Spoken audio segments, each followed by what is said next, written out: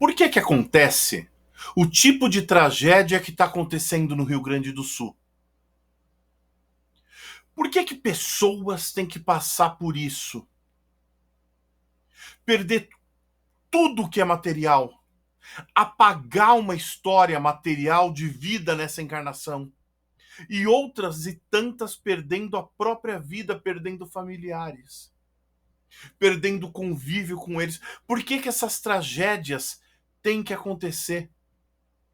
Também, por que algumas pessoas que vão reencarnar no nosso planeta reencarnam numa situação econômica, financeira, social muito favorável?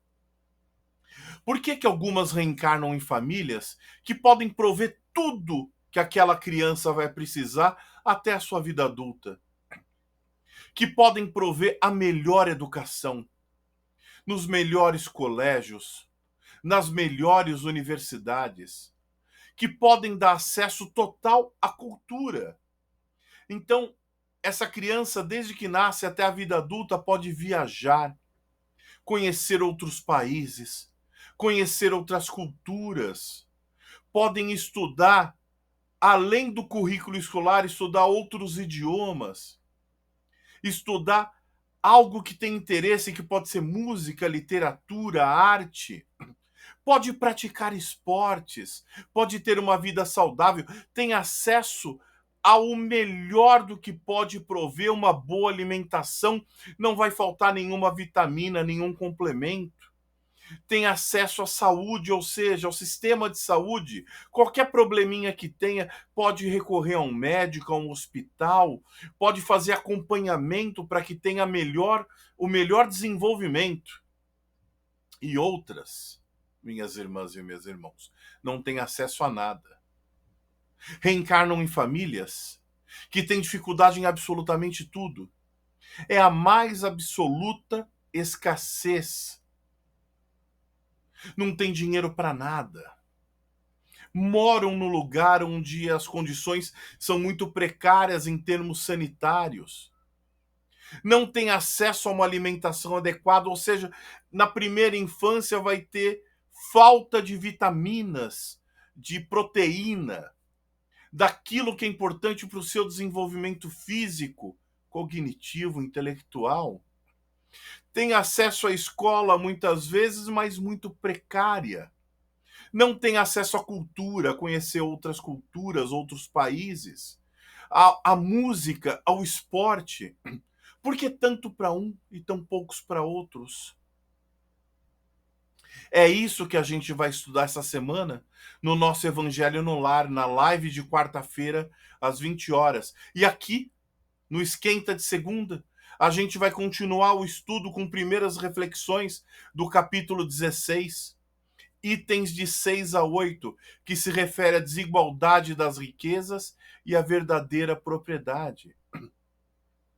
É muito difícil a gente analisar um mundo tão diferente, tão desigual para as pessoas, se a gente analisa apenas essa vida, apenas essa encarnação.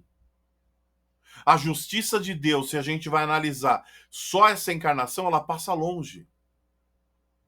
É difícil a gente analisar todas as injustiças que acontecem se não analisarmos a partir da pluralidade das existências e da reencarnação.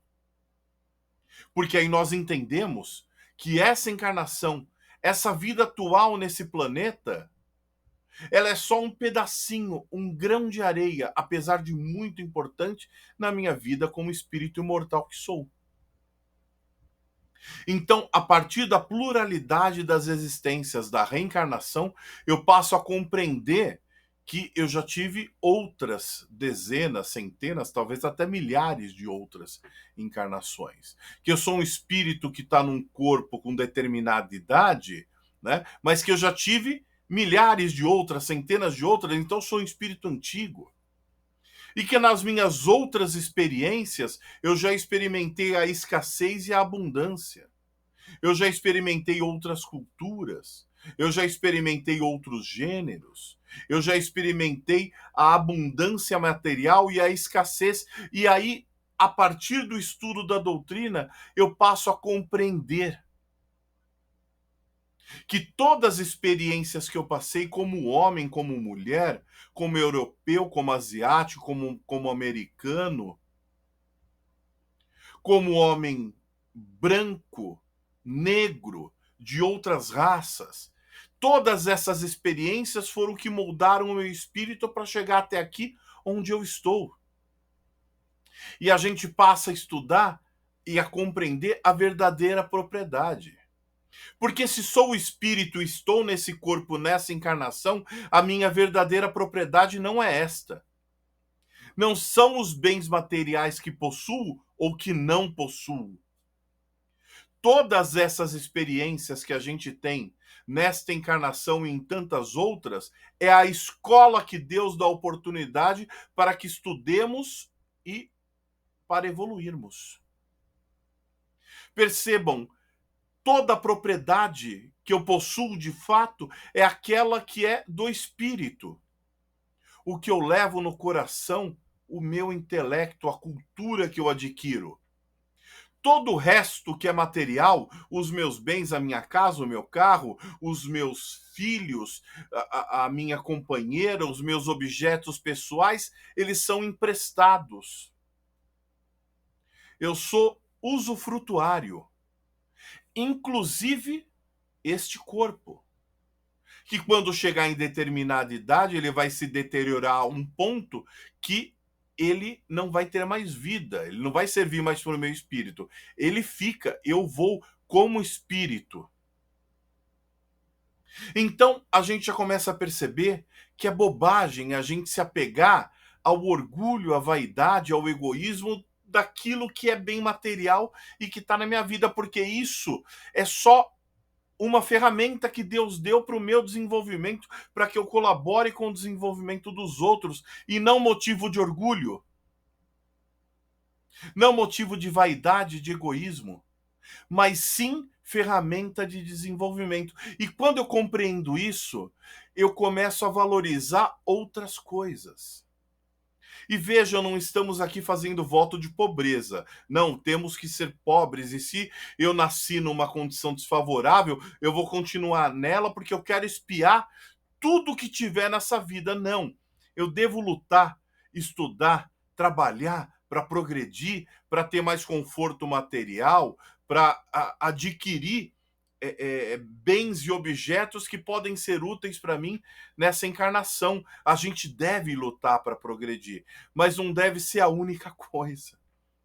A gente precisa entender o que eu vou levar depois dessa vida junto comigo. E não vai ser meu relógio, meu celular, meu carro, minha casa, aplicação financeira.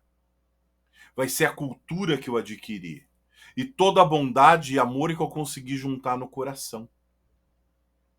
Então, é isso que a gente vai estudar essa semana, do capítulo 16 do Evangelho segundo o Espiritismo, itens de 6 a 8.